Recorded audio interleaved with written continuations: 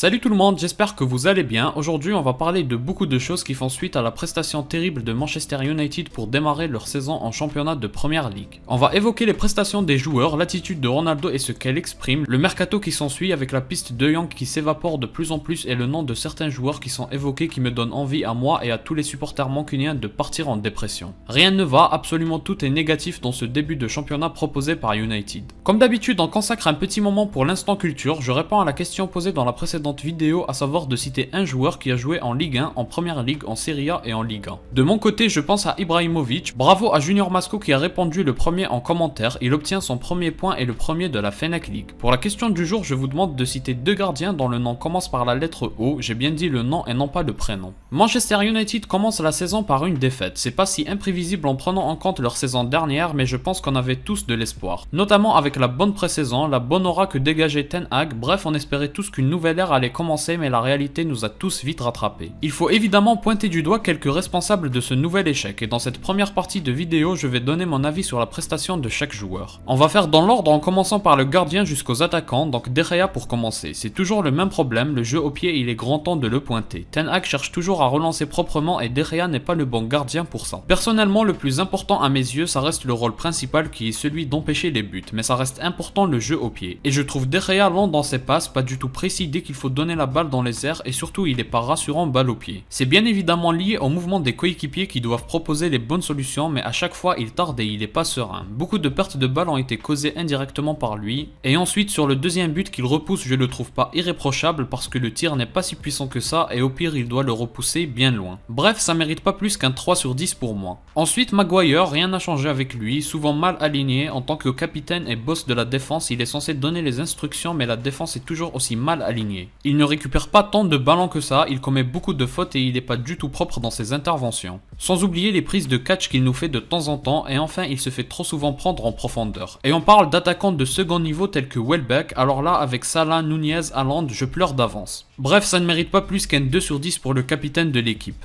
On continue avec Martinez, une des recrues du mercato, je l'ai senti plutôt serein balle au pied, il n'hésite pas à avancer quand il a de l'espace devant lui, il n'a pas encore osé des passes longues pour juger sa qualité balle au pied, mais je dirais qu'il a été simple et il a été intelligent pour faire les bonnes fautes quand il faisait des erreurs dans son jeu. Il a aussi été plus dangereux dans la surface sur les coups de pied arrêtés que les Maguire ou McTominay, pourtant il est bien plus petit. Défensivement, comme Maguire, le jeu collectif adverse l'a baladé donc il est aussi fautif que lui. Bref, je pense que ça mérite un 4 sur 10 pour cette première. On passe maintenant aux latéraux que j'ai envie de mettre dans le même sac. Même si Dalot a montré légèrement plus que chaud, l'apport offensif c'est très moyen, la qualité des centres est nulle, la prise de profondeur est rare voire inexistante, les différences de fait en 1 contre 1 ça n'existe pas non plus, les duels aériens c'est pas top et enfin le repli défensif comme sur le deuxième but n'est pas bon du tout. 2 sur 10 pour Shaw et 3 sur 10 pour Dalot qui était là pour le but et qui s'est un peu plus montré intéressant que Shaw offensivement. En tout cas il a bien plus essayé que lui. Et on passe au milieu de terrain, Fred et McTominay qu'on va mettre dans le même sac aussi, peu de ballons ont été récupérés par eux, quasiment aucune prise d'initiative,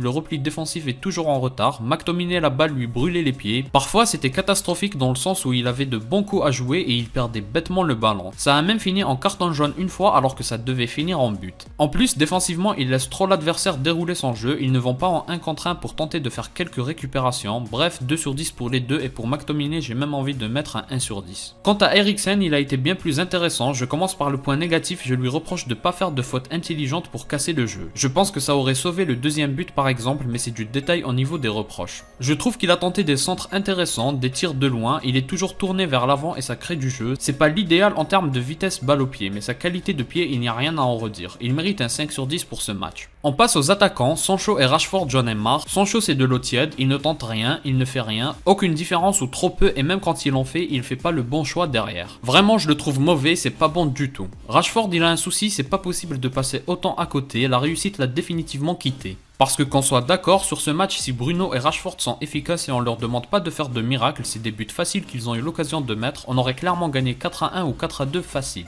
Pour Fernandez qui a eu un rôle plus offensif, je n'ai pas vu de combinaison, pas de projection, peu d'appels en profondeur ou pas servis par les tocards Fred et McTominay, donc Sancho, Bruno et Rashford tous méritent un 1 sur 10. C'est vraiment très nul, ils sont loin de remplir le rôle qu'ils auraient donné, même si je veux bien leur accorder qu'ils ont exercé de temps en temps du pressing, ce qui a dû les fatiguer, mais bon si on se contente de ça, on va jouer la relégation. Et on termine avec Ronaldo, il est entré en jeu quand United a repris les choses en main, et lui a su les concrétiser, il a directement été dans le rôle qu'on lui demande, faire des appels en profondeur, jouer les ballons aériens, participer anticiper pour faire avancer le jeu mancunien sur le terrain, monopoliser la concentration des défenseurs adverses pour libérer de l'espace aux autres, bref il a tout fait bien. Malheureusement on l'a pas assez vu parce que premièrement United laisse trop le ballon à l'adversaire, donc c'est une mauvaise organisation, et deuxièmement ça ne joue pas assez rapidement vers l'avant et ça tergiverse trop. La raison est simple, les responsables sur les côtés Sancho et Rashford ne font absolument aucune différence. Bref, pour moi il mérite un 5 sur 10 rien que pour avoir fait un excellent appel en profondeur et donné un caviar à Rashford. Et enfin, pour Erik ten Hag, j'attends d'en voir plus. Il n'a eu que Eriksen et Martinez comme nouveaux joueurs sur le terrain, obligé d'aligner Fred et McTominay parce que Ronaldo ne peut pas tenir 90 minutes encore, donc on attend, juger l'entraîneur aussitôt n'aurait pas de sens je pense. On a vu quelques bonnes intentions mais ça s'est fait par intermittence. Bon sinon l'attitude de Ronaldo sur le banc et sur le terrain, vous l'avez tous vu, pas besoin de revenir dessus. Il a fait 2 grimaces de qualité et surtout le regard qu'il a eu avec Varane dit tout. La déclaration récente de Rooney était totalement vraie, Ronaldo doit partir, Manchester United doit le laisser partir. Ils ont un joueur d'un niveau bien trop élevé par rapport au reste du collectif. Certes, il va beaucoup apporter à ce Manchester United, mais il est encore capable de faire des choses bien plus grandes avec des collectifs mieux rodés, qui sauront exploiter toutes les qualités qu'il a encore, même à l'âge de 37 ans. Et on ne va pas se mentir, le Manchester United qu'on a vu et qui a perdu 2-1 face à Brighton ne joue absolument aucun trophée. Ne me faites pas rire, ils n'ont pas du tout le niveau pour concurrencer les plus grands d'Europe ou d'Angleterre. Si les choses restent telles qu'elles sont, ils prendront quelques points contre certaines équipes, mais c'est très limite dès que ça joue aussi bien que Brighton ou mieux, et ça, il y a au moins 6 ou 7 équipes qui en sont capables rien qu'en Angleterre. En tout cas, Ronaldo doit partir et celui qui lui reproche de vouloir partir, il fait juste exprès de ne pas vouloir le comprendre. C'est pas possible d'être sérieux et en vouloir à CR7 de vouloir s'échapper de cette catastrophe mancunienne. Et la catastrophe continue avec les rumeurs transferts récentes, le cas de Rabiot c'est même plus proche de l'officialisation que de la rumeur. Comment vous dire qu'entendre le nom de ces joueurs n'est pas rassurant du tout. Rabiot c'est pas qu'il est mauvais, c'est un milieu de terrain correct qui peut même être très bon occasionnellement, mais là il faut à Manchester United des joueurs qui lui rapportent des choses. Et non pas l'inverse. Qu'est-ce que Rabiot peut vraiment apporter à cet effectif? Pas grand chose sérieusement. Oui c'est mieux que McTominay, ceux qui disent que c'est mieux que Fred je suis pas trop d'accord, je vous trouve sévère, mais bref il faut la classe bien au-dessus. On veut De Jong par exemple, pas Rabiot, Rabiot c'est pas fou, c'est juste moyen, en tout cas c'est pas le milieu de terrain qui fera passer ton équipe au niveau au-dessus. Et en plus on nous parle d'Arnautovic, on sait même pas qui est ce joueur. Bref la priorité selon moi ça reste de ramener Dumfries ou un équivalent, Wan-Bissaka ou Dalot on n'en peut plus. Au passage sachez que l'agent de Ronaldo Jorge Mendes fait de son mieux pour trouver une solution à Ronaldo, mais d'ici là Ronaldo se montrera professionnel que ce soit dans le vestiaire ou sur le terrain avec Manchester United. C'est Fabrizio Romano qui a partagé cette information sur ses réseaux sociaux et je pense qu'on peut lui faire confiance, mais le problème reste le même. Est-ce qu'une solution intéressante se présentera à Ronaldo ou pas? Ce sera tout pour la vidéo du jour. Si vous avez aimé, laissez un like et abonnez-vous pour me soutenir. Moi je vous dis à la prochaine, portez-vous bien.